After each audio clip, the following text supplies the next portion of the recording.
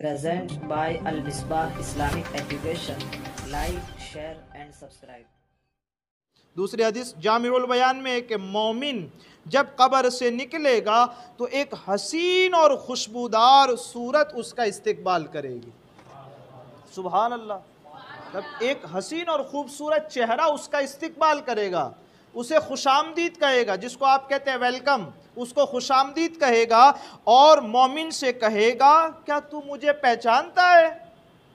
वो खूबसूरत शक्ल जब आएगी ना उसके सामने, देखा तो कभी नहीं होगा, कई हज़ारों साल कब्र में सोया रहा होगा और जब उठेगा तो अचानक उतनी खूबसूरत हसीन सूरत को देखेगा जिससे खुशबू निकल रही होगी, तो अंदाज़ा तो नहीं लगा पाएगा कि कौन है। अब वो शक्ल उसे पूछेगी तू मुझे पहचानता है। मोमिन कहेगा नहीं, मैं तुझे नहीं जानता, बेशक अल्लाह ताला ने तुझे बहुत पाकीज़ा खुशबू अता की और तेरी सूरत भी बहुत खूबसूरत बनाई।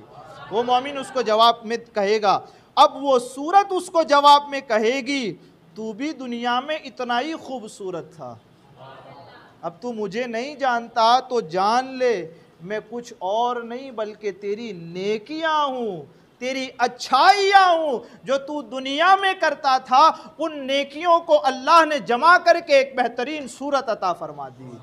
आज जो मैं तेरे सामने मौजूद हूँ वो कोई और चीज़ नहीं, तेरे अच्छे अमल है। ये जब तेरा नेक अमल हूँ, मैं दुनिया में बहुत अरसा तुझ पर सवार रहा, आज तू मुझ पर सवार हो जा और जन्नत की तरफ मैं तुझे लेकर के चलता हूँ।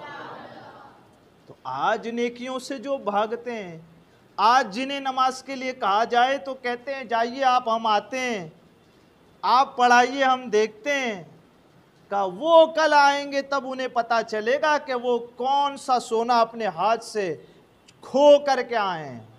ये अमल होंगे, अच्छाइयाँ होगी, वो अच्छाइयाँ उसे अपने साथ जन्नत की तरफ लेकर के जाए। और ये आम मोमिनीन का हाल।